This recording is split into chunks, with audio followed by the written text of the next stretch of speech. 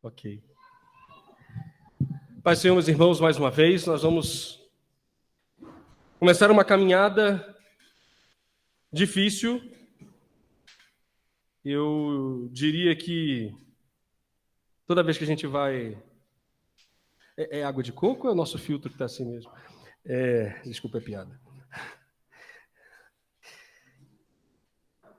A gente trocou o filtro e aí ficou com bolinhas brancas, mas eu creio até daqui a pouco isso vai ficar transparente no milagre do Senhor. Aleluia. Sorrisal aqui. Não é sorrisal. Mas nós vamos ler... Nós vamos começar. No domingo passado nós encerramos Hebreus. E foi um descortinar, né? Um desvendar de um livro bíblico tão denso como o livro de Hebreus. E nós foram 2 anos estudando esse livro e seus 13 capítulos, se eu não me engano. E, enfim, agora a gente tem o desafio de começar um novo texto bíblico. E toda vez que a gente parte para esse novo estudo, ok, as mulheres discordarão, mas para nós, homens que não conhecemos, eu diria que é um parto. Mas é você fazer nascer algo novo, criar algo novo. Não que a Bíblia seja nova, mas eu digo na nossa caminhada. E esta é uma carta, e, portanto, a gente já se refere ao tipo de escrito, e eu sei que todos nós estamos familiarizados, né, que o Novo Testamento é composto por diversos tipos de escritos. Os primeiros são evangelhos, ou seja, são histórias contadas, são boas novas contadas a respeito de Jesus. E os evangelhos são de Jesus, não são nem de Marcos, nem de Mateus, nem de Lucas, nem de João. Né? Os evangelhos são de Jesus, contados por Mateus, por Marcos, por Lucas, por João, como nos diz a tradição. Mas além de evangelhos, a gente tem histórias contadas, por exemplo, como Atos, né? Que é um livro que também vai contar a história. E aí, continuando, se o evangelho tratava da vida de Cristo, Atos trata ali... Aí, ó, né? Faltava um fé para vocês. Ó, agora ela está transparente. Aleluia. E a gente bebe. E os Atos, então, são essa continuidade histórica do que acontece nos primeiros anos da igreja após o arrebatamento de Jesus. E a gente tem outros tipos de escritos ainda no Novo Testamento, que é o tipo de escrito, por exemplo, como o Apocalipse, que é uma literatura comum à época, que diz de maneira mimetizada, de maneira subliminar, de maneira não direta, conta e envia mensagens, quase mensagens escondidas, né, dentro do texto. Olha, enfim. E a gente tem o tipo de literatura que é carta. E, olha, carta é super comum até nós. Eita, que hoje é dia de visita, eu vou... Né? Não estivesse pregando, eu sairia daqui e iria aí abraçá-lo. Sejam bem-vindos. E carta, então, é esse tipo de literatura diferente, mas que se inclui nesses 27 livros que a gente chama de Novo Testamento, alguns dirão Segundo Testamento. E dentro das cartas, a gente tem cartas que são cartas pastorais, e a gente tem cartas que são cartas para igrejas, que são cartas mais gerais. Por exemplo, João, 1º, 2º e 3º, são cartas escritas genericamente para a igreja da Ásia. Pedro, sua primeira carta, sua segunda carta, também escreve assim. E Paulo endereça melhor as suas cartas. Ele faz a carta à igreja de Roma, que é Romanos, carta à igreja na Galácia, que é Gálatas, carta à igreja de Corinto, que são a primeira e segunda carta aos Coríntios, e sim, Filipe, Filipenses, Colosso, Colossenses. Mas a gente tem cartas que são cartas pessoais. E dentro das cartas pessoais, a gente tem três cartas, na verdade seriam 4, mas eu vou usar um comentário que eu li, que chama Filemon, que é uma carta talvez super atual para meditarmos e discutirmos, mas que chama Filemon de bilhete. Né? É um capítulo só, é pequenininha. Mas essa aqui não é uma carta, isso aqui é um bilhetinho que acompanhou, né, para entregar. Mas temos as 3 cartas pastorais, então, 1 Timóteo, 2 Timóteo e Tito, que são cartas endereçadas a 3 pessoas. Então, diferente dos outros textos, essas cartas são cartas pessoais. Então, se imagine lendo a literatura particular de alguém. É Paulo escrevendo para Timóteo. E aí a gente está abrindo a correspondência alheia e vai não só abrir a correspondência alheia, como se alimentar, como se debruçar sobre ela. É isso. E Timóteo, então, essa carta, primeira carta de Timóteo, é esse tipo de literatura. Então, quando a gente ler aqui esses textos, e ao longo dos próximos domingos, aqueles que estiverem aqui à frente, né, trazendo a meditação à igreja, vão estar comentando sobre esse tipo sobre esse texto, que é um texto escrito de maneira de cunho muito pessoal. É claro, e a tradição da igreja é unânime desde muito cedo em reconhecer esses escritos como escritura. Por quê? Porque haviam várias correspondências naquela época. Você imagina, a gente não tinha telefone, por óbvio, não tinha internet, mais óbvio ainda, e as informações entre duas pessoas distantes chegavam por carta. Então, carta não é nenhuma novidade, ninguém inventou uma maneira de se comunicar e transformou isso em Bíblia. Não, essa carta, não posso dizer que, não sei se Paulo tinha consciência de que quando estava escrevendo para Timóteo, para Tito, ele tinha consciência de que estava escrevendo algo que a igreja consideraria escritura. Porque se quando lermos a segunda carta dele a Timóteo, e a gente imagina que há aí um período de 10, 15 anos entre uma e outra, ele diz, olha, toda a escritura é devidamente inspirada. E fica a pergunta, ele está falando de si mesmo? Muito provavelmente não. Nós, hoje, olhamos para isso e identificamos assim. Mas muito bem, então essa é uma carta, você está cometendo a inconfidência de abrir a correspondência alheia. Paulo a escreve para Timóteo. E quem é Timóteo? Timóteo é um discípulo de Paulo. E eu fiz questão que os adolescentes ficassem aqui hoje conosco, porque Timóteo é alguém que é cooptado por Paulo, é alguém que é atraído por Paulo, é alguém que é despertado por Paulo ainda muito novo. Alguns chegam a dizer que ele tinha 15 anos nessa época. Mas eu já estou falando demais, deixa eu ler os 2 primeiros versículos que a gente vai ler hoje. Só o 1 e o 2 mesmo. Está vendo, Adriano? Podia ser pior, eu podia ler só o primeiro, mas eu vou ler o primeiro e o segundo. O Senhor trabalhando. Paulo, o apóstolo de Jesus Cristo, segundo o mandado de Deus, nosso Salvador, e do Senhor Jesus Cristo, esperança nossa. A Timóteo, meu verdadeiro filho na fé, graça, misericórdia e paz da parte de Deus, nosso Pai, e da de Cristo Jesus, o nosso Senhor. Quem é Timóteo, o endereçado dessa carta? A gente vai passar pelo texto, mas eu quero dar um pouco mais de arcabouço, um pouco mais de esteio para a gente meditar na carta. Eu queria que você abrisse Atos capítulo 16. Espero que meus filhos não tenham rasgado, como essa folha está rasgada, mas aqui foi Atos 10 e 11. Acho que eles não curtem aquele pedaço em que Paulo encontrou no caminho, que é o texto de Atos 10, mas enfim, Atos 16 ainda está aqui nesta Bíblia, fiquei preocupado agora. Atos 16, a gente vai ler do 1 ao 5. O que você faz quando você descobre que não tem uma página na sua Bíblia? Eu tô mal agora, é isso. Pior é saber se tem outras assim. Atos 16, 1 a 5, está aqui. Vamos ler. E chegou a Derbe e a Listra, e eis que estava ali um certo discípulo, por nome Timóteo. Olha que legal. Aqui é um certo discípulo. Quando a gente olhou lá, o meu filho amado, né? Como a caminhada conjunta transforma a relação das pessoas. Como você andar com alguém dá proximidade, dá intimidade. Isso acontece no nosso plano humano, isso acontece no nosso plano com Deus. Aleluia. E chegou a Derbe e Listra, e eis que estava ali um certo discípulo, por nome Timóteo, filho de uma judia que era crente, mas de pai grego. Aqui não se diz nem o nome da mãe. Quando você lê a segunda carta, e a gente vai chegar nela em algum momento, a gente vai ter não só o nome da mãe, mas o nome da avó. Né? E olha que legal. Mas, muito bem, aqui dá aqui um pouco do pedigree. Filho de uma judia que era crente, mas de pai grego, do qual, e aqui a importância do texto que estamos lendo, davam bom testemunho os irmãos que estavam em Listra e em Icônio. Olha que lindo, temos um certo discípulo que Paulo desconhecia, que a mãe era judia, que o pai era grego, mas que a igreja dava bom testemunho dele.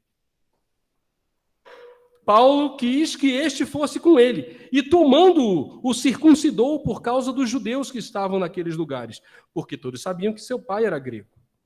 E quando iam passando pelas cidades, lhes entregavam para serem observados os decretos que haviam sido estabelecidos pelos apóstolos e anciãos em Jerusalém, de sorte que as igrejas eram confirmadas na fé e a cada dia cresciam em número. Essa viagem, que os antigos, os estudiosos chamam de segunda viagem missionária de Paulo, ela começa após o concílio de Jerusalém, que aconteceu no capítulo 15. E, portanto, eles, quando saem do concílio, eles saem com algumas orientações desse concílio, do que deveria ser pregado e do que deveria ser anunciado às igrejas nascentes pela Ásia. Às vezes a gente acha que a igreja nasceu na Europa. Hoje, talvez, a gente ache que a igreja tenha nascido na América. Mas a igreja nasceu na Ásia. E ela nasce na Ásia e floresce na África, em Alexandria. Mais especificamente, a gente falou de Orígenes domingo passado, nem sei se foi domingo passado, mas a gente falou de Orígenes, né? E hoje a gente comenta, talvez em algum momento, um pouquinho mais sobre ele. Mas aqui nós estamos na Ásia, Derbe e Listra, e Paulo, passando por aqueles lugares, ele percebe que há um jovem vocacionado, há um jovem que dá bom testemunho, há um adolescente diferente, que a igreja olha para ele e fala assim, esse aqui tem chamado. E Paulo fala assim, opa, preciso preparar esse rapaz. Vem comigo, e nada melhor do que um campo missionário para balizar. Eu estava lendo um comentarista e ele disse que foi feito um anúncio num jornal de Londres que era mais ou menos assim, procuram-se homens destemidos, corajosos, que não tenham medo de perder a vida, que estejam dispostos a passar frio, fome, e paga-se o salário tal. E quem tinha colocado esse aviso era Shackleton, se eu não errar o nome. E esse cara estava fazendo uma expedição ao Ártico. Então ele colocou um anúncio. E muitas pessoas, muitos homens, enfim, não sei, provavelmente mulheres também, se propuseram, por mais inusitado, inóspito e difícil que era esse convite. E isso soa para a gente como de uma forma estranha. Mas eu imagino que Paulo, quando vai falar com a mãe de Timóteo, que era Eunice, ele diz para ela assim, olha, eu quero fazer um convite. Eu já sofri prisão, chicote, naufrágio, fui picado por víbora, não tenho certeza de onde eu vou dormir, eu vou, em cada local que eu vou, o Espírito me diz o que vai acontecer, mas eu quero levar seu filho comigo. E aí, Timóteo, está disposto? E aí, Eunice, posso levar? E esse convite não deveria nos parecer estranho. Porque o convite para a caminhada cristã é esse tipo de convite, nada mais distante do convite da caminhada cristã, do venha ser feliz, do venha enriquecer, do venha ter sucesso. Desculpa, não é esse o convite. E Timóteo está sendo convidado para uma viagem missionária, para a qual tenho certeza que o coração dele ardia, embora soubesse de tudo aquilo, embora antevesse, embora imaginasse, parte, não vou chamar de tudo, mas tudo aquilo que ia acontecer. E muito bem, esse jovem não só viaja com Paulo, é discipulado por Paulo, caminha com Paulo na primeira carta aos Coríntios. Talvez eu não vá me lembrar o capítulo, eu acho que é 6.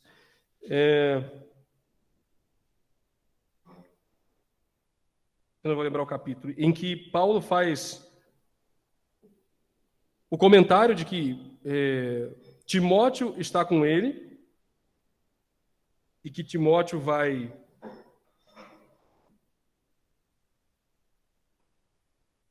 está acompanhando, é companheiro dele dessa viagem e vai abençoá-lo de alguma forma. Na segunda carta aos Coríntios, Timóteo é coautor com Paulo. Se você abrir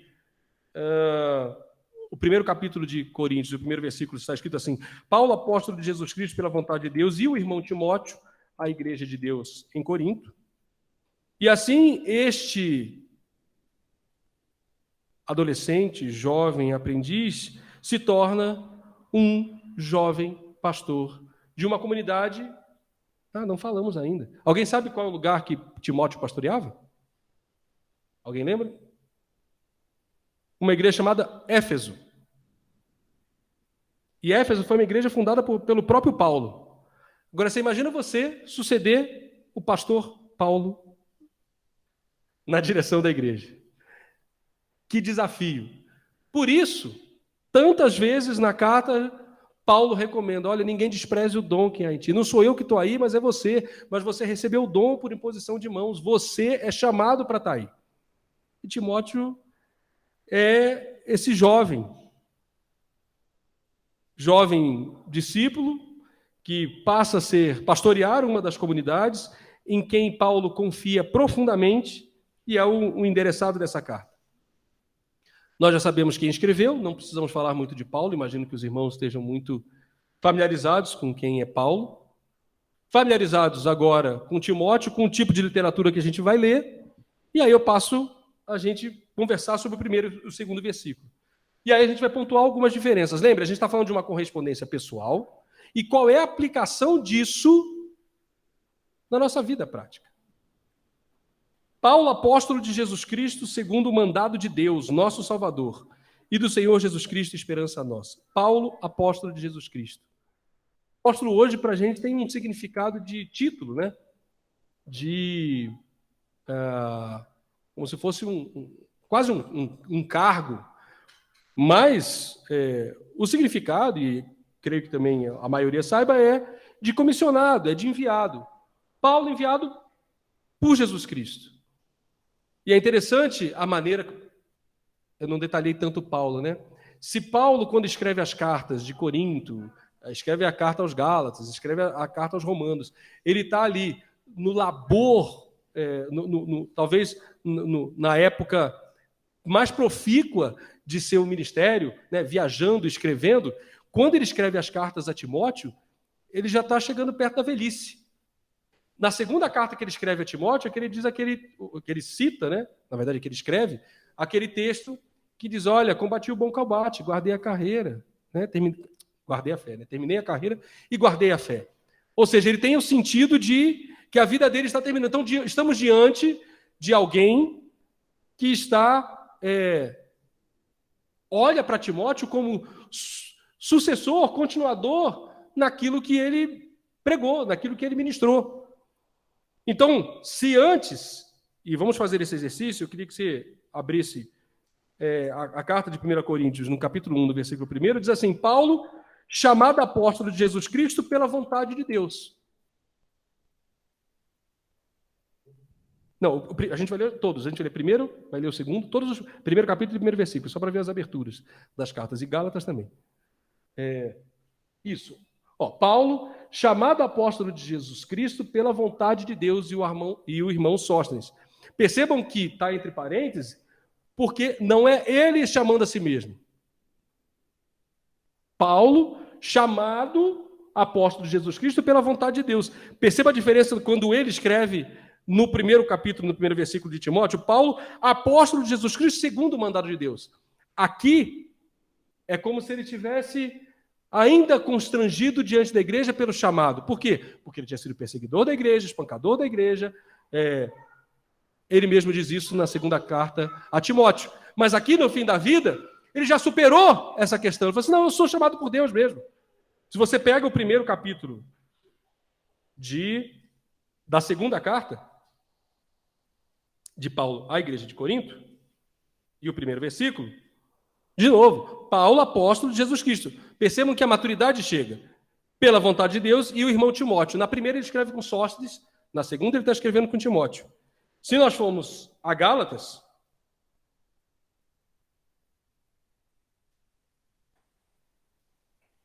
hoje é dia de mexer na Bíblia. Paulo, apóstolo, olha que interessante. Ah, você não botou ainda, né? Gálatas 1:1.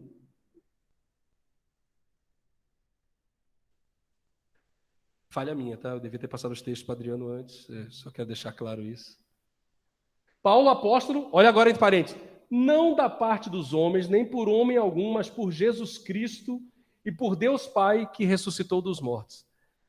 Percebe que aqui há uma necessidade de afirmação, porque Gálatas, para aqueles que conhecem o texto, talvez seja das cartas de Paulo aquela que mais confronta o estado, o status cristão da época, né? Que estava sendo muito judaizado. As práticas do judeu, os judeus estavam querendo transformar o cristianismo em uma seita judaica. E portanto, Paulo, né, aos Gálatas, escreve e fala tanto sobre o tratado da lei e da graça. Mas voltando ao primeiro versículo de Timóteo, Paulo, então, apóstolo de Jesus Cristo, segundo o mandado de Deus, nosso Salvador, e do Senhor Jesus Cristo, esperança nossa. E aqui nós vamos saltar 2 pontos. Quem é o Salvador no versículo 1? Deus. Paulo vem em todas as outras cartas suas chamando Jesus de Salvador. Agora é Deus que é Salvador. Contradição? Não, maturidade. É Deus que envia Jesus, é Deus o Senhor da história, é Deus o Salvador, é Deus, antes de mais nada, que desde o começo planeja, deseja que todos os homens sejam salvos. Então Deus é o Salvador. E Jesus passa a ser o quê? Nossa esperança. Isso é lindo. Por quê? Porque ele está chegando no fim da vida. Ele combateu o bom combate. Obrigado. Ele acabou a carreira. Ele está guardando a fé, mas ele tem esperança em Jesus. Imagino que nós, de olhar aqui, talvez ainda não conseguimos nos familiarizar com esse estado de espírito de Paulo. A gente ainda acredita ter muitos anos a fio. Mas eu te convido a perceber esse olhar de Paulo para a vida, de alguém que passou por tanta coisa, que viveu tanta coisa, e que ao escrever uma correspondência pessoal para um filho querido, para alguém que ele discipulou, ele diz, olha, eu sou enviado por Jesus Cristo, sabe? Eu sou enviado por Deus, que é o nosso Salvador, e por Jesus, que é nossa esperança, nossa, minha e tua, Timóteo. Porque senão, tudo que a gente fez não serviu de nada. Mas Jesus é a nossa esperança. E, citando Paulo de novo em Coríntios, se esperarmos em Cristo apenas para essa vida, somos os mais miseráveis dos homens. Não, Cristo não é apenas para essa vida. Ele é a nossa esperança, Timóteo. E agora aqui, que o meu corpo está sendo oferecido em sacrifício, derramado como libação, outra figura que ele vai usar no livro de Timóteo, ou seja, como oferta. E eu não sei se vocês sabem o que é libação, o que ele quis dizer com isso, Paulo. Mas libação era o momento do sacrifício em que você, depois do sacrifício, lavava o altar. Então você derramava, às vezes era vinho, às vezes um azeite, como se fosse para lavar a chapa, lavar o altar. Quem é que tinha sido o sacrifício que tinha sido derramado no altar? Jesus. E Paulo usa uma figura judaica para dizer, olha, agora eu sou libação. Eu estou sendo derramado pós-sacrifício. Para quê? Para deixar esse altar purificado. Mas a gente está preocupado em ter, em conquistar, em acumular. E o Evangelho é sobre dar. Ok, Paulo, apóstolo de Jesus Cristo, segundo o mandado de Deus, nosso Salvador e do Senhor Jesus Cristo, esperança nossa. A Timóteo, esse que eu vos apresentei, meu verdadeiro filho na fé. Aqui eu traço, ou comento, de um traço que a mim, até comentava isso com o Adriano ontem, do quão melancólico é o texto de Timóteo. Melancólico. É o quão triste o final da carta. Mas não é porque Paulo esteja desesperado, não é porque Paulo esteja desesperançoso, não. Mas é porque ele constata que as pessoas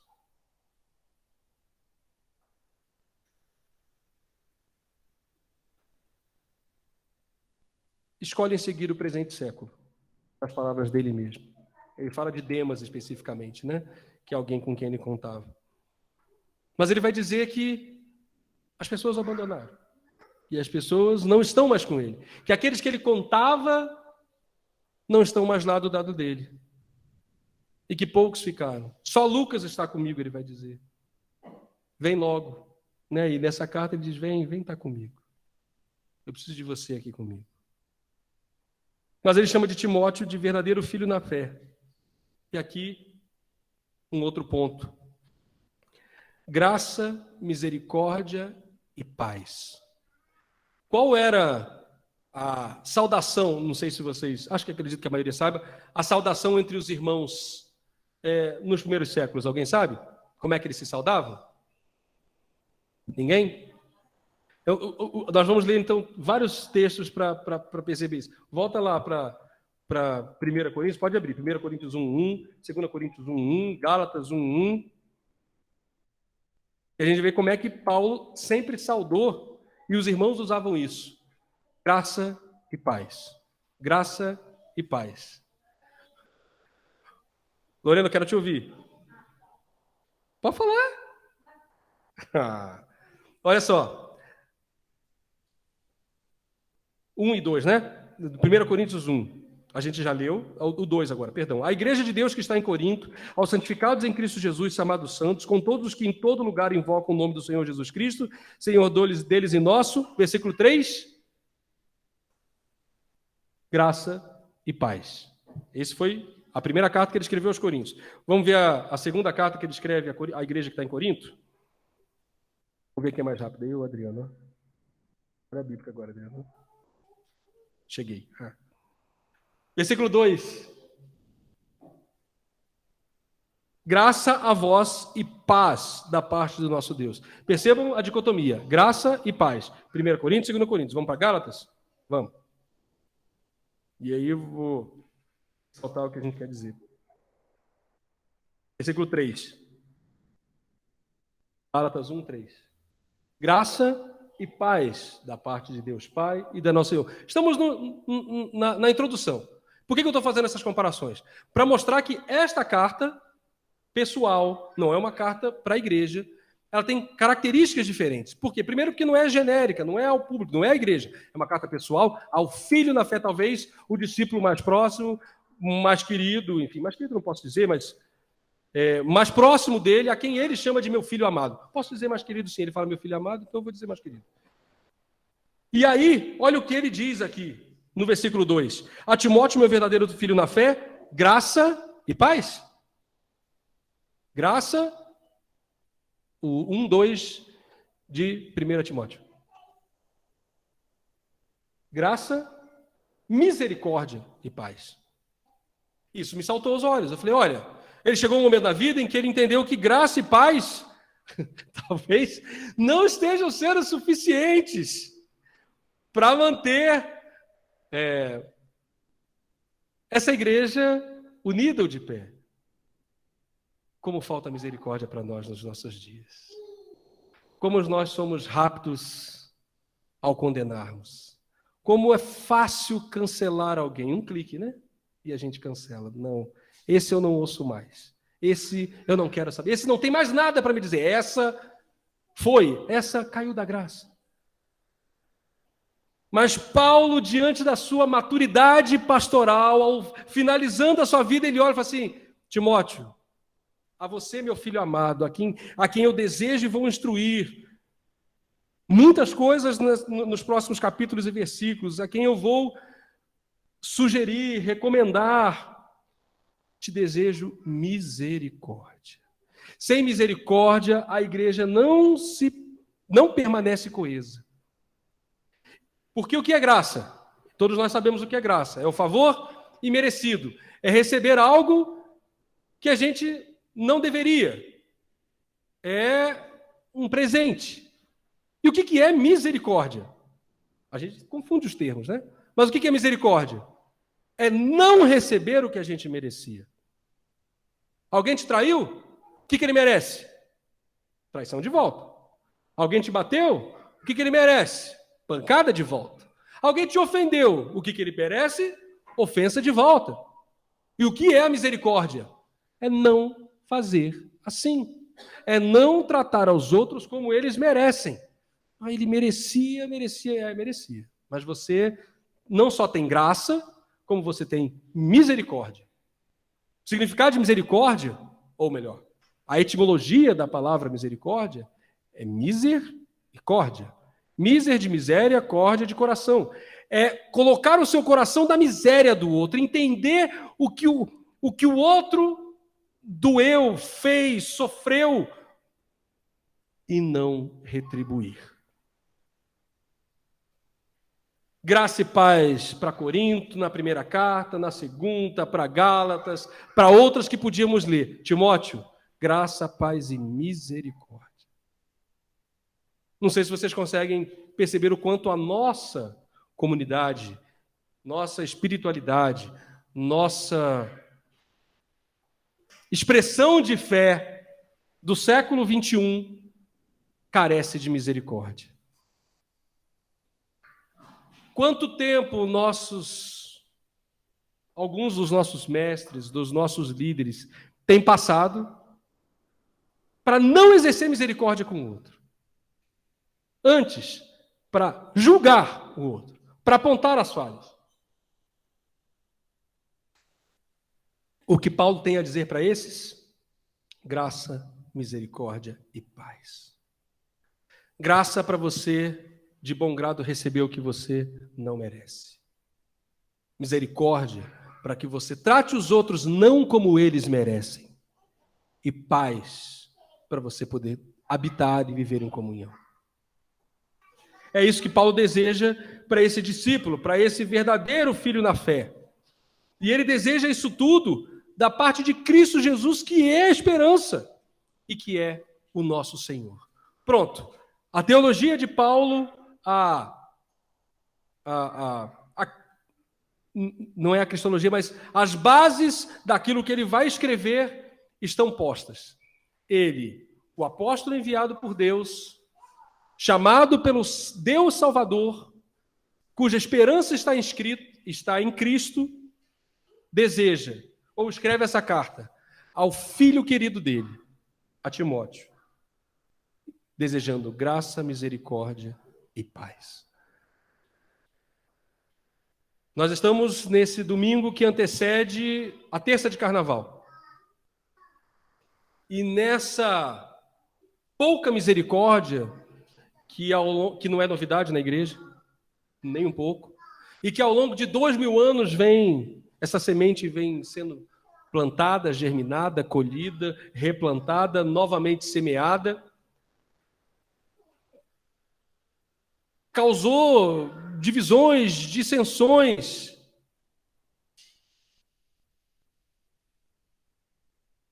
E parte dessa tradição cristã considera a quarta-feira de cinzas como o dia para começarmos a contar a quaresma. Mas não, nós, cristãos de herança cristã de 500 anos, que ignoramos 1.500 anos de tradição, ou seja, fazemos da nossa religião, ou da nossa fé, que é milenar, de 2000 anos, uma fé reduzida àquilo que o Espírito revela e tem revelado nos últimos 500 anos, ignoramos a expressão do que é a quaresma, do que é se purificar, do que é ansiar pela Páscoa. Páscoa que desde cedo foi motivo de discórdia, mais uma vez, porque algumas igrejas comemoravam junto com a Páscoa judaica. Outra, para mostrar a divisão e para mostrar que não sou judeu, estabeleceram uma outra data para marcar. A ponto de um dos primeiros líderes cristãos de Roma excomungar boa parte das igrejas do Oriente. Essas as igrejas que eram as endereçadas. Lembra, a igreja não nasceu na Europa. Excomungar essas igrejas. Para não, vocês estão comemorando a Páscoa na data errada. E aí um bispo da cidade de Lyon, na França, chamado Irineu, estamos aí no ano 100 e qualquer coisa, 150, 160, vai lá e fala com o Papa, fala, olha, deixa eles celebrarem no dia deles, nós celebramos no nosso dia. O importante é a quem estamos celebrando. Que palavra conciliadora, né? Como precisamos ouvir que o Senhor levante vozes como Irineu nos nossos dias. Eu confesso que quanto mais eu leio sobre esse bispo, mais apaixonado eu fico por ele.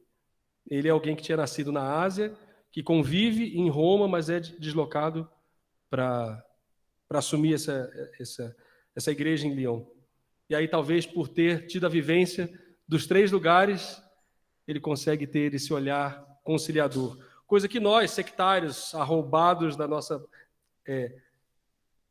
arrogância, né?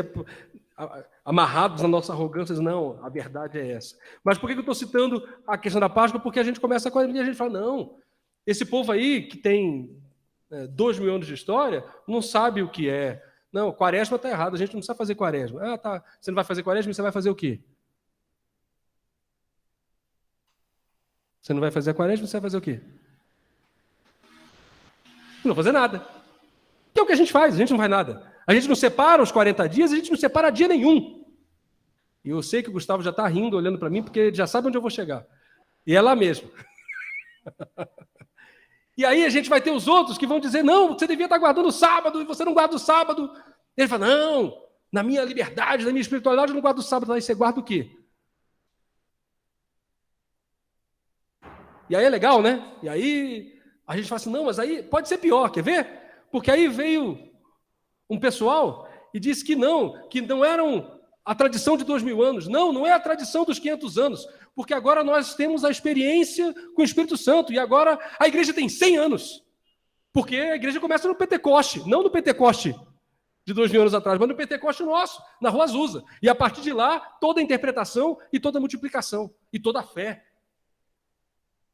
Uau! Não, 2.000 anos? Não, 500 anos? Não. A teologia agora é pentecostal. E eu não vou nem avançar, porque a gente poderia ir para alguns que vão dizer que a teologia tem 15 anos, e aí que é um outro tipo de teologia ainda, e quem sou eu para falar disso? Mas a gente ignora esses princípios, a gente não tem misericórdia. A gente não consegue viver em paz. A gente visitou um museu, né, querida? Chamado Museu da Reforma. E um cartão, eu já até comentei isso com alguns aqui, um cartão como se fosse uma anedota. Um olhar de nós, cristãos, para nós mesmos, dizia o seguinte, 2.000 anos de cristianismo, né? Como se fosse uma comemoração. E aí era um anjo que estava reportando a Deus aquilo que ele estava vendo. E o que ele estava vendo nesses 2.000 anos de cristianismo? E aí o anjo escreve como mostrando para Deus, divisão, divisão, divisão.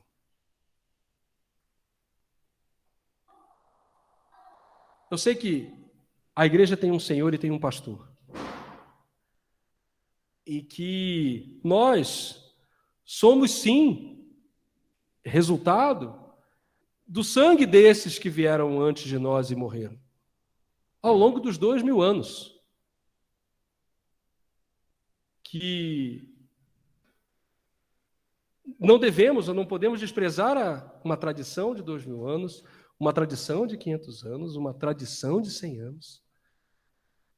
Mas o convite a olhar essa carta é entender que é uma carta, uma correspondência pessoal de um homem que está se enxergando nos limites da sua vida, a um seu discípulo, filho querido na fé, que é encarregado de pastorear uma igreja em Éfeso, da qual ele, Paulo, tinha sido pastor. Nós vamos ler temas muito difíceis nos próximos domingos. Se você tiver tempo, e eu o convido, leia a primeira. São 6 capítulos. Leia a segunda. E são 4 capítulos, são capítulos curtos, mas que tratam de temas difíceis. Mas sabe o que é o melhor de tudo? É que nessa leitura a gente tem o autor para nos interpretar, para falar conosco. Me debrucei de alguma forma ler diversos tradutores, comentaristas, até comentei isso com a Cíntia. Há momentos em que é difícil a leitura, é difícil conseguir vencer esses 2000 anos de distância. Faz sentido eu eu violar essa correspondência pessoal entre essas duas pessoas e tentar entender isso como escritura? E eu vou dizer para você que faz. E que isso tem edificado a igreja profundamente. Então, que com graça, com misericórdia, com paz, nós sigamos nos próximos capítulos. É um desafio. De novo, eu sei que nós vamos mexer em alguns vesperos. Leia 1 Timóteo para entender. Não quiser ler, leia o primeiro capítulo só até o final que já vai incomodar. Mas pode ler o primeiro, o segundo. Mas eu tenho certeza que com o autor ao nosso lado, e é ele que é quem tem todo o interesse em que compreendamos, em que nos alimentemos desse texto, que a gente vai caminhar. Graça, misericórdia e paz da parte de Deus e do nosso Senhor Jesus Cristo seja convosco. Amém.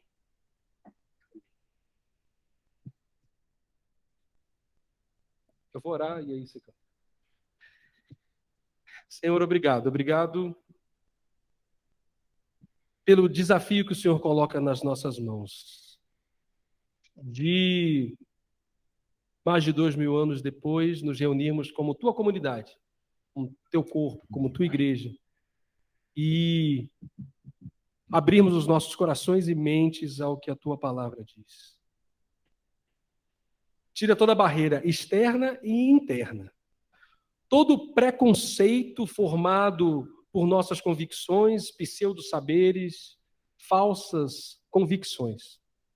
Que teu Espírito Santo tenha liberdade de demolir esses castelos que construímos e construir em nós um coração de carne, em que a tua graça, que a tua misericórdia, que a tua paz possam habitar. Que diante, Senhor, do teu texto, da Escritura Sagrada, nós tenhamos reverência. Que diante do milagre que é poder contar com estas palavras, 2000 anos depois em nossas mãos, nós tenhamos sensibilidade à voz do teu Espírito, que vai nos ensinar, que vai nos acalmar, que vai nos exortar, que vai nos admoestar, mas que vai nos trazer esperança, que vai nos ensinar um comportamento, um modo de viver. Nos dá essa sensibilidade, em nome de Jesus, amém. Foi teu imenso amor que me conquistou. Eu não pude resistir, tão grande compaixão, Senhor. Um coração assim se entregou por mim, mesmo eu não merecendo. Me amou, me aceitou em paz. Tu és para mim mais do que paixão. És o dono da minha vida, Senhor do meu viver, meu Deus.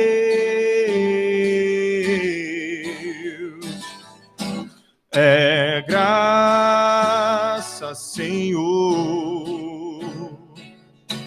teu eterno favor. Preso eu estou por teus laços de amor. É é graça, Senhor, teu eterno favor. Preso eu estou por teus laços de amor, Jesus.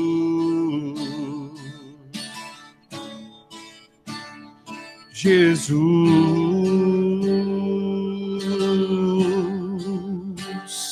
Jesus.